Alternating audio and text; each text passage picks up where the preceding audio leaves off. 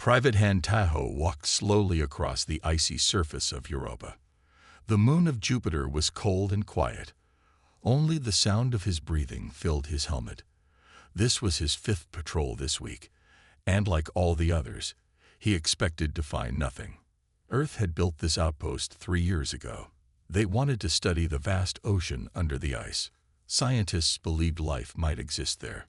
So far, they had found only tiny creatures, nothing more than bacteria.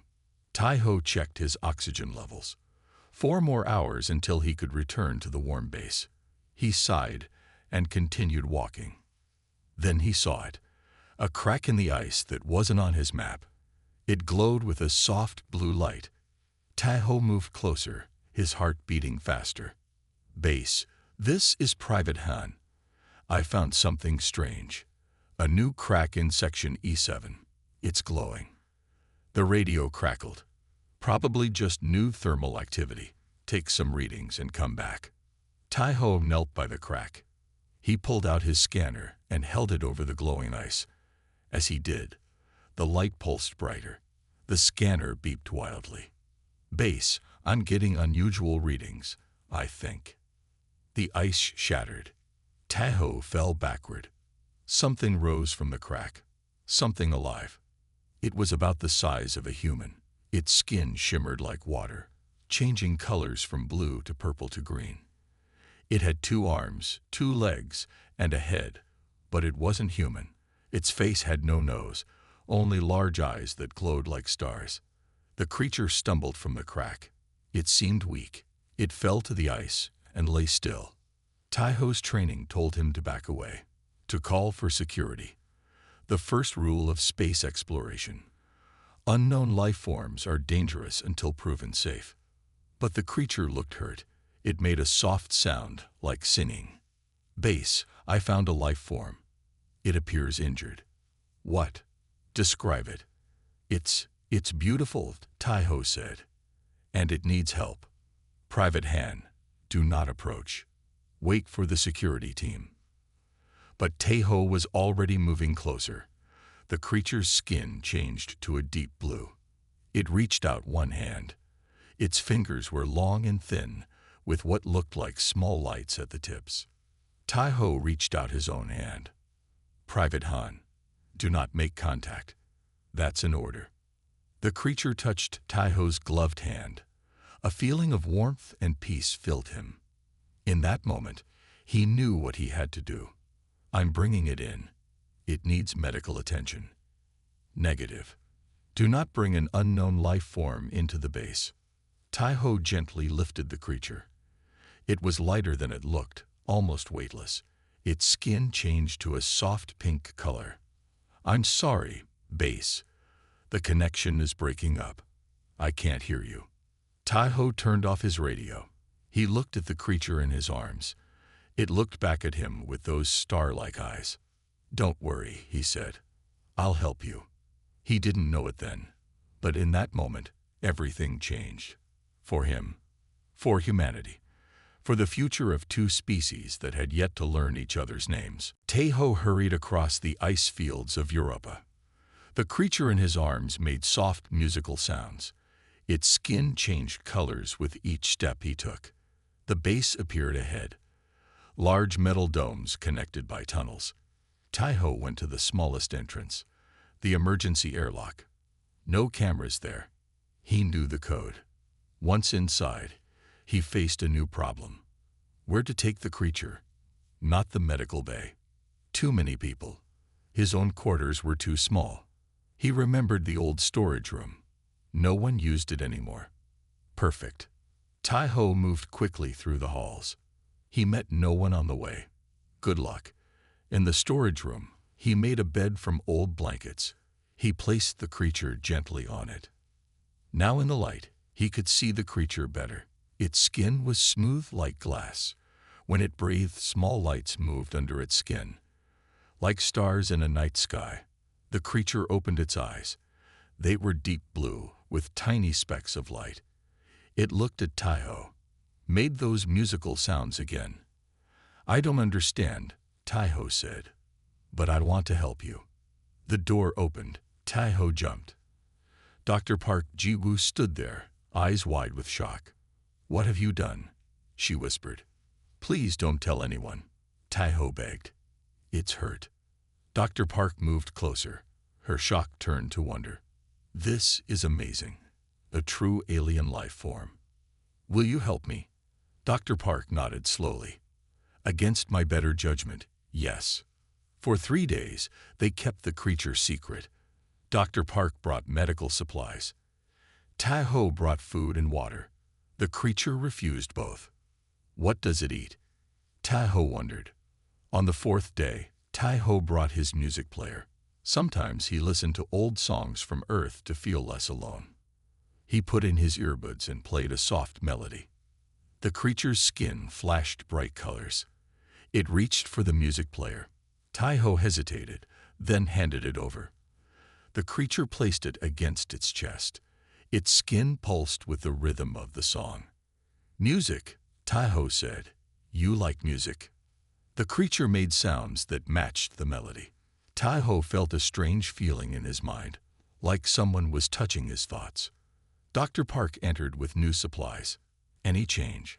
"I think it responds to music," Tai-ho said. He played different songs. With each one, the creature made different sounds. Dr. Park studied her scanner. "Look at this. When you play music, its brain activity changes. The patterns, they're similar to speech patterns." "You mean it's trying to talk to us?" "I think it's talking through music." Tai-ho had an idea. He hummed a simple tune. The creature hummed back, but changed the ending. "It answered me," Tai-ho said. Over the next few days, they developed a basic way to communicate. Simple melodies meant simple ideas. Happy songs meant yes. Sad songs meant no. "It needs a name," Tai-ho said. "We can't keep calling it the creature." He thought of his childhood friend, a girl who loved music. "Era," he said. "Her name is Era." The creature's skin turned a warm golden color. It made a happy melody. "I think she likes it," Dr. Park said. What they didn't know was that Captain Lee had become suspicious. He had noticed the missing supplies. He had seen them sneaking around. And he had already sent a message to Earth Command. General Kim Do-young sat at his desk in Earth Command. His office was large but plain. No pictures on the walls. Only medals and maps. The scar on his face looked deeper in the harsh light. An aide entered with a tablet. "Sir, we received an urgent message from Europa base. Captain Lee reports a possible alien contact." General Kim's hands tightened. Memories flooded back. 10 years ago, the first alien contact on Mars. Everyone called it a historic moment, a step forward for humanity. No one expected the aliens to attack. No one except Kim. He had warned them. No one listened. The aliens killed 20 people that day. Kim's wife and daughter were among them. "Show me the report," he said. The aide handed him the tablet. Kim read quickly. A soldier had found an alien, brought it into the base. The captain suspected others were helping him hide it. "Private Han Tai-ho," Kim said the name slowly. "Another fool who thinks aliens come in peace." "What are your orders, sir?" Kim stood and walked to the window. Earth looked peaceful from space. He had sworn to keep it that way. "Call an emergency meeting. I want all senior officers there in 1 hour." The meeting room was silent when Kim entered. 12 officers sat around a large table. Some looked worried, others curious. "We have a situation on Europa," Kim began. "An alien creature has been discovered and is now inside our base. This is a clear threat to everyone on Europa and potentially to Earth itself." Admiral Yoon raised her hand. "With respect, sir, we don't know if it's a threat. It could be the peaceful contact we've been hoping for." Kim's face hardened. "I've heard that before, Admiral. Last time, 20 people died. I will not risk more lives on wishful thinking." "What do you suggest, General?" asked Colonel Jang. "We must eliminate the threat immediately," Kim said. "No study, no communication attempts, just swift, decisive action." The room erupted in debate. Some officers agreed with Kim. Others argued for caution. After an hour, Kim had heard enough. "I've made my decision," he said. "I'm sending Special Task Force Delta to Europa. Their orders are simple. Find the alien and kill it. Anyone who interferes will be arrested for treason."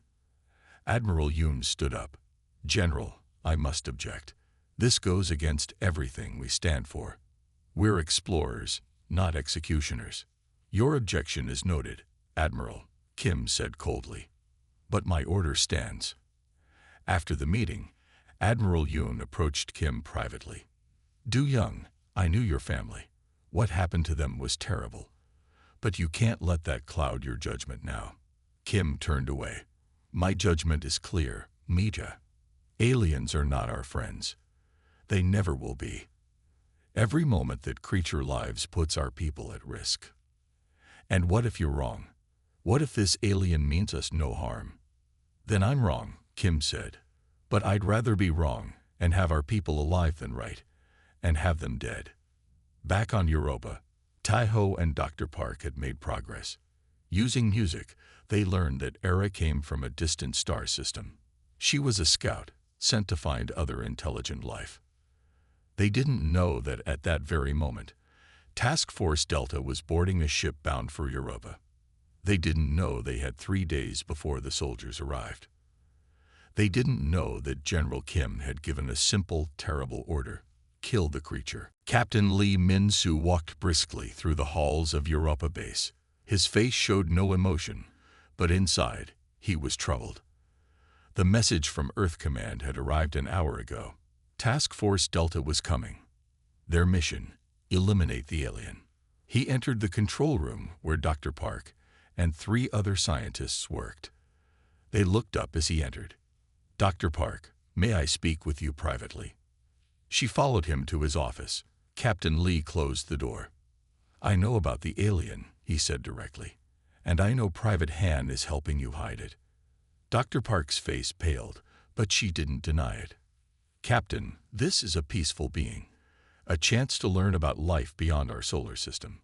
Earth Command doesn't see it that way." He handed her a tablet. "These are my orders. Task Force Delta arrives in 2 days with orders to kill the alien. Anyone helping it will be arrested for treason." Dr. Park read the orders, her hands shaking. "This is wrong, Captain. We've been communicating with her. She's intelligent. She has feelings. Her. We call her Ara. She's not just some creature. She's a person." Captain Lee took back the tablet. "Person or not, my orders are clear. What will you do?" Lee sighed. "My duty is to follow orders, but I'm giving you a warning. A chance to end this quietly. By killing her, I can't do that. Then you and Private Han will face the consequences." Dr. Park left the office with a heavy heart. She hurried to the storage room where Taeho sat with Era. The alien's skin glowed with soft blues and greens as they shared musical patterns. "We have a problem," Dr. Park said. She explained about Captain Lee and the coming task force. Taeho's face hardened. "They want to kill her. Why? She's done nothing wrong." General Kim gave the order. He lost his family in the Mars incident. But Era isn't like those aliens. She's peaceful. She's been trying to tell us something important. Dr. Park nodded. "What has she told you?" Taeho played a series of notes on his music device. Era responded with her own melody. Her skin flashed with patterns of light. "She's been showing me images in my mind," Taeho said. "Of the sun. Something is wrong with the sun." "What do you mean?" "I'm not sure yet, but I think she came to warn us." Era made an urgent melody. Her skin turned dark red. She pointed upward, then made a motion like an explosion. Dr. Park checked her computer. There have been unusual solar readings lately. Increased activity, but nothing dangerous. What if our instruments are wrong? What if Era knows something we don't? They heard footsteps in the hallway. Captain Lee's voice gave orders to search all storage areas. "They're looking for her," Dr. Park whispered. Taeho stood up. I won't let them kill her. What choice do we have? We can't fight the military. Tai-ho looked at Ara, then back at Dr. Park. We can run. There's a research vessel in Bay 3, small but fast. We could take Ara somewhere safe until we understand her warning. That's crazy. That's treason. Killing her without even trying to understand why she's here is worse than treason. It's a mistake humanity will regret forever. Dr. Park was quiet for a long moment. The footsteps grew closer. Bay 3 access code is 4729, she finally said. I'll create a distraction. Tai-ho nodded. He turned to Ara and played a series of notes. Come with me. Danger. We must go. Ara's skin turned a determined gold color. She understood. Alarms blared throughout Europa Base. Red lights flashed in every hallway. Captain Lee's voice came over the speakers. Attention all personnel. Lock down all sections. Report any sighting of Private Han or the alien immediately. Tai-ho and Ara moved quickly through the back corridors. Tai-ho knew the patrol schedules. He knew which paths would be empty. Ara followed him closely, her skin a nervous purple color. They reached Bay 3 without being seen. The small research vessel sat waiting. It was meant for exploring under the ice of Europa. Not for escape, but it was their only hope. Tai-ho entered the access code Dr. Park had given him. The door slid open. They hurried inside. Halt! A guard appeared at the far end of the bay. He raised his weapon. Step away from the vessel. Tai-ho pushed Ara inside the ship. Stay here, he whispered. He turned to face the guard. Lower your weapon. I can explain. Private Han, you are under arrest for treason. More guards appeared behind the first one. Tai-ho knew he had no chance against them all. Then a loud crash came from behind the guards. They turned to look. Dr. Park had knocked over a stack of supply crates. In that moment of confusion, Tai-ho jumped into the ship and sealed the door. He ran to the controls, started the engines. The bay doors were closed. They were trapped. Override code 4729. Dr. Park shouted from outside. The bay doors began to open. Guards fired at the ship, but their bullets couldn't pierce the thick hull. Tai-ho guided the vessel out of the bay, into the vast ocean beneath Europa's icy surface.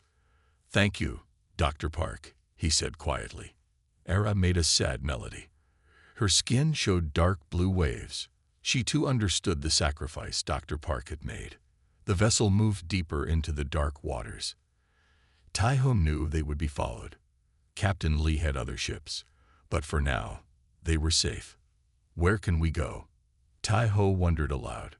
Ara touched the control panel. Her fingers left trails of light. Images formed in Tai-ho's mind. A place under the ice. Far from the base. Some kind of structure. You have something there. Under the ice. Ara made a sound that Tai-ho now knew meant yes. Then that's where we'll go. Back at the base, Captain Lee questioned Dr. Park. You helped them escape. Why? Because what we're doing is wrong, she said. Ara came here with a warning. Something about the sun. We should be listening, not trying to kill her. Captain Lee looked troubled. What kind of warning? I don't know exactly. But Tai-ho believes it's serious. Captain Lee's tablet beeped. A message from Earth. Task Force Delta had launched. They would arrive in 24 hours. Led by General Kim himself. You've made a mistake, Doctor, Captain Lee said. The general won't stop until the alien is dead. And now, you and Private Han will share its fate. Far below the ice, Tai-ho guided the vessel through dark waters. Ara directed him with musical notes and light patterns on her skin. They passed through deep canyons and around massive ice pillars. Finally, they arrived at a place where the ice glowed with the same blue light Tai-ho had seen when he first found Ara. Is this it? He asked. Ara's skin flashed with excitement. Yes. The vessel's sensors detected a structure embedded in the ice. Not natural.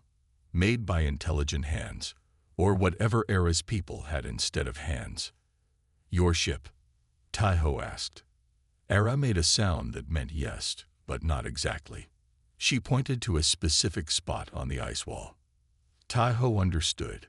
They needed to get inside that structure. It held the key to Era's warning, the message she had come to deliver. What they didn't know was that Task Force Delta was already halfway to Europa, and General Kim had one goal in mind: find the creature, kill the creature. Taiho guided the small vessel closer to the glowing structure. It was like nothing he had ever seen. Not a ship exactly, more like a station. Its walls were smooth and curved, made of a material that looked like glass but was stronger than metal.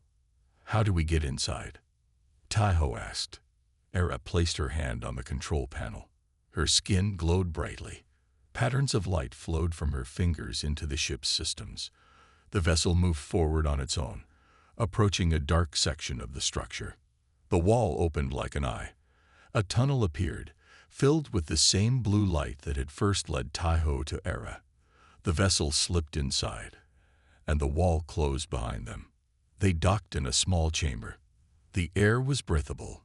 Taiho stepped out carefully, Era close behind him. Inside, the structure was bigger than it looked from outside. Hallways branched in many directions. Ara led the way, her skin now glowing with confidence. This was her place. They entered a large round room. In the center stood a pillar of light that reached from floor to ceiling.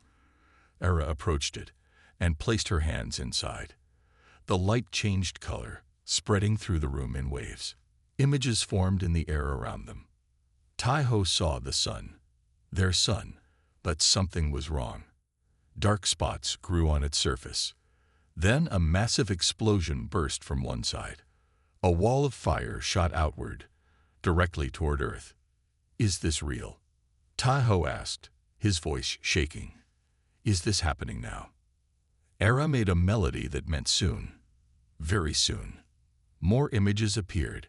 Earth covered in fire, oceans boiling, cities destroyed, billions of people dead. "A solar flare," Taiho whispered. "The biggest ever, and we don't see it coming." Era nodded. She created new images. Her people, thousands of beings like her, living on ships among the stars. They had seen the signs of the coming disaster. They had sent Era to warn Earth. "Why? Why would your people care what happens to us?" Era's skin formed complex patterns. The images changed to show many different alien species living together, working together, helping each other grow. A community, Taiho understood. A galactic community. And you want Earth to join. Era made a happy sound. "Yes, but not everyone will be welcome," Taiho guessed. "Only those who prove themselves worthy." Era showed images of planets destroyed by war. Civilizations that had killed themselves with their own weapons, others that had attacked their neighbors. Then she showed Earth, humans fighting each other, but also helping each other, building together, taking first steps into space, a young species with great potential, but also great danger. "We're being tested," Taiho said. "This is our test, how we respond to you." Era's skin glowed bright white. "Correct. And General Kim is making us fail." Era made a sad melody. The images showed the solar flare again. Then they showed strange ships moving between the sun and Earth, creating a shield, stopping the flare from reaching Earth. "Your people can save us. They can stop the flare." Era nodded, but only if they believed humans were ready, only if they were not seen as too dangerous. The general ordered your death because he's afraid, because of what happened on Mars. Era's skin darkened. She created an image of the Mars incident. The aliens there were not part of her community. They were dangerous outcasts. Her people had warned them to stay away from humans. So different aliens attacked Mars. "Not your kind." Era agreed.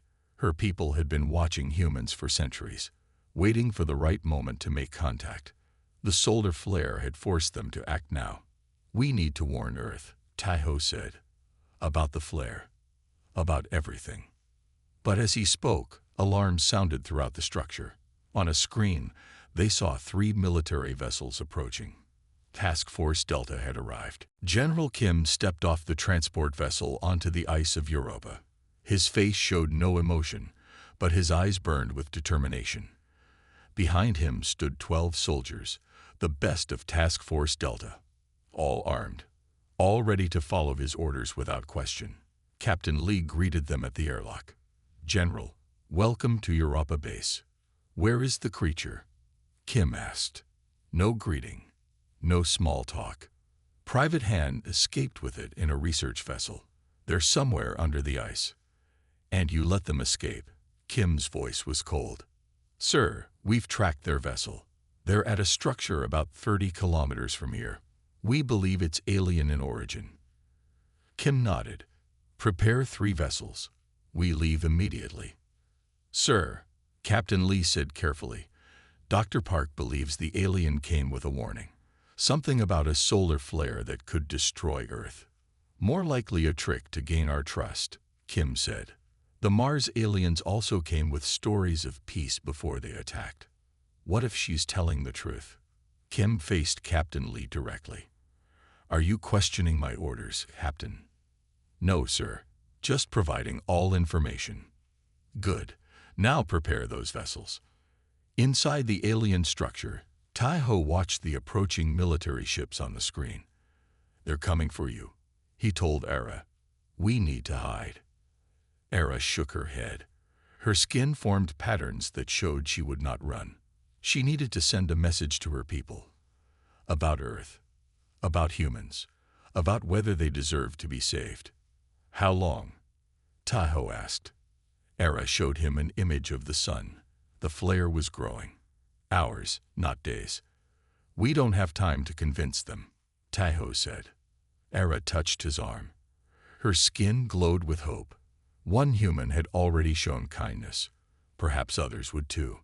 The structure trembled as the military vessels docked. Alarms sounded throughout the building. "They're here," Tai-Ho said. He looked around the room for weapons, for a way to defend Era, but there were none. This was not a place of war. It was a place of knowledge and communication. "I need to talk to them," Tai-Ho decided. "I need to make them understand." Era's skin turned a worried blue color. "Danger," her melody said. "I know, but it's our only chance." Tai-Ho walked to the main entrance of the structure. He could hear soldiers on the other side, preparing to breach the door. He opened it from inside. 12 weapons pointed at him instantly. Behind the soldiers stood General Kim, his face like stone. "Private Han," Kim said, "step aside. We're here for the creature." "Sir, you don't understand," Tai-Ho said. "Era is not a threat. She came to warn us." "Era." The general's face showed disgust. "You named it. She has a name. Sir, she's a person, just like us, and her people can save Earth from a solar flare that will hit in hours." One of the soldiers laughed. "Solar flare. Is that the best story it could come up with?" "It's the truth," Tai-Ho insisted. "Look at the data. Check the sun's activity. You'll see the signs." "Enough," General Kim said. "This is the same trick they used on Mars. False warnings.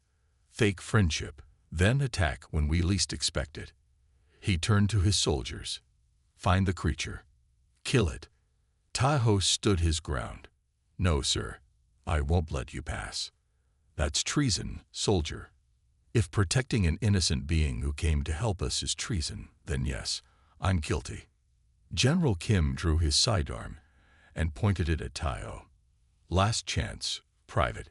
Step aside." Tai-Ho didn't move. The general said, "Kill the creature. But she has a name. Her name is Era, and she's here to save us all." The soldiers looked at each other, uncertain. This wasn't what they had expected. "Sir," one of them said to Kim. "What if he's right?" "He's been compromised," Kim snapped. "Move him out of the way." 2 soldiers stepped forward to grab Tai-Ho. But as they reached him, the structure's lights changed color. All around them, Screens came to life, showing the sun. The flare was clearly visible now, building on the surface, aimed directly at Earth. Everyone stared at the screens. The solar flare was clearly visible, growing larger by the minute. No one could deny what they were seeing. "That's impossible," General Kim whispered. "Our scientists would have detected this." "Not necessarily, sir," said one of the soldiers who wore the badge of a science officer. "Our solar monitoring satellites have been malfunctioning for the past week. We thought it was just equipment failure." Captain Lee stepped forward. "Sir, we need to contact Earth immediately. If this is real, billions of lives are at stake." General Kim's hand holding the gun trembled slightly. For the first time, doubt showed in his eyes. Era appeared in the doorway behind Taiho. Her skin glowed with a calm blue light. She made no threatening moves. She simply stood there, watching. Some soldiers raised their weapons. "Sir, the alien," one said. "Hold your fire," Captain Lee ordered. He turned to General Kim. "Sir, at least let us hear what they have to say. If this solar flare is real, we need their help." General Kim stared at Era. Old pain and new fear battled in his eyes. Finally, he lowered his weapon slightly. 2 minutes. That's all you get." Taiho nodded and stepped aside. Era moved forward, her skin changing colors as she approached the group of humans. She stopped in the center of the room and raised her hands. The lights dimmed. New images appeared all around them. The solar flare, Earth, and then dozens of ships appearing between them, creating some kind of shield. "Her people can save us," Taiho explained. "But they need to know if we're worth saving. If we'll be good neighbors in their galactic community." "And how do they judge that?" General Kim asked, his voice still hard but no longer certain. "By how we treat Era," Taiho said simply. "By whether we try to understand her or just try to kill her because she's different." Captain Lee's radio crackled. A voice from Europa base came through. "Captain, we're receiving urgent messages from Earth. Solar observatories are detecting massive activity on the sun. They're predicting a catastrophic flare in the next 6 hours." The room fell silent. The evidence was undeniable now. "It's true," the science officer whispered. "Everything the alien showed us is true." Dr. Park's voice came over the radio next. "Captain, I've been released from detention. The base is in chaos. Everyone's watching the solar readings. It's worse than anything we've ever recorded. Earth is ordering full evacuations to underground shelters, but there's not enough time or space for everyone." General Kim looked at the screens, then at Ara.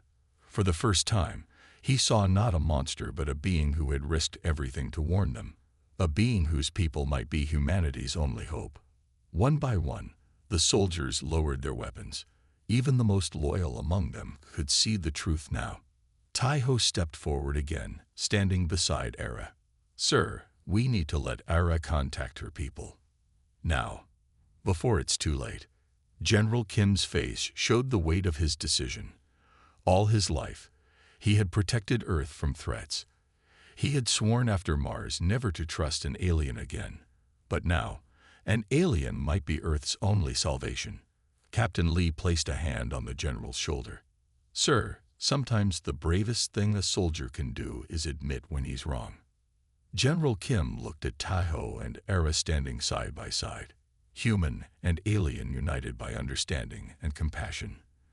Then he slowly holstered his weapon. "Private Han," he said, his voice rough with emotion, "take the alien to whatever she needs to contact her people. Captain Lee, establish communication with Earth Command. Tell them," he paused, the words difficult to say, "tell them we have allies coming to help." Taiho nodded. "Thank you, sir." As Taiho and Ara turned to go, General Kim spoke again. "Private." "Yes, sir." "Her name. You said her name is Ara." "Yes, sir." The general nodded slowly. "Then tell Ara. Tell her I'm sorry." Ara stood in the center of the light pillar. Her skin glowed brighter than ever before, changing colors in rapid patterns. The message was being sent to her people, to the ships waiting beyond Europa, to those who would decide Earth's fate. Tai-ho, General Kim, and the others watched in silence. On the screens around them, the solar flare continued to grow. Earth had less than 5 hours left. Will they come in time? Captain Lee asked quietly. They will, Tai-ho said. They must. General Kim stood stiffly, his hands clasped behind his back.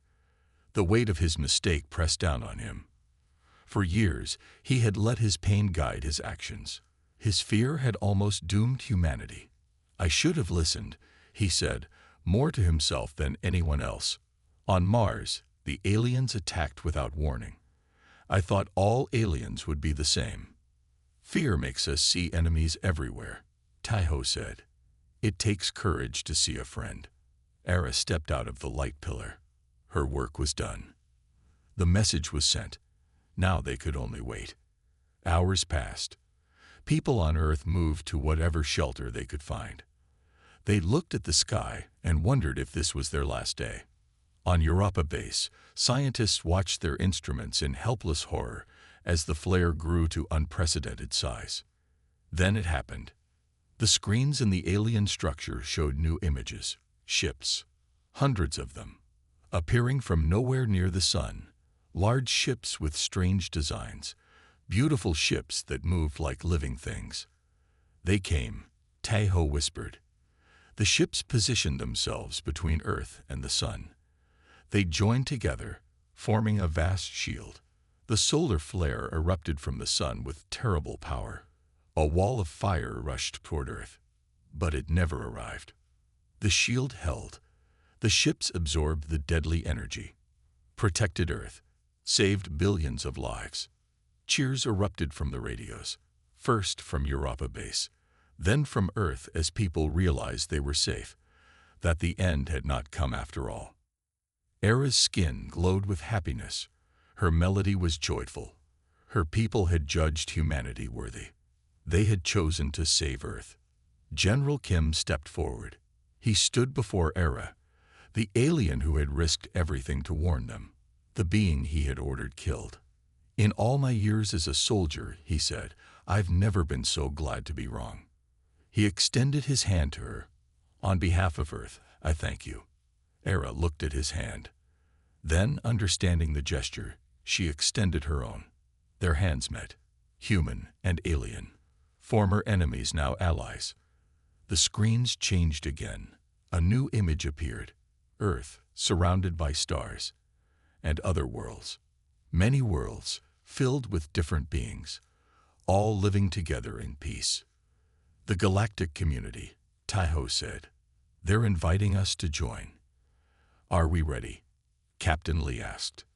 General Kim looked at Tai-ho and Era standing side by side. At the soldier who had defied orders to protect an alien. At the alien who had forgiven humans for their fear. No, the general said honestly. We're not ready, but we can learn. 1 month later, a great ship landed on Earth. Representatives from a dozen alien species came to meet humanity's leaders. Among them walked Ara, no longer alone, and beside her stood Tai-ho and General Kim. The soldier who had seen a person where others saw a creature. The general who had learned that redemption comes from facing your fears, not hiding behind them. Earth took its first steps into a larger universe that day. There would be challenges ahead, hard lessons to learn, old fears to overcome. But the path was set. It had begun with 6 simple words that changed everything. The general said, kill the creature. The soldier said, she has a name.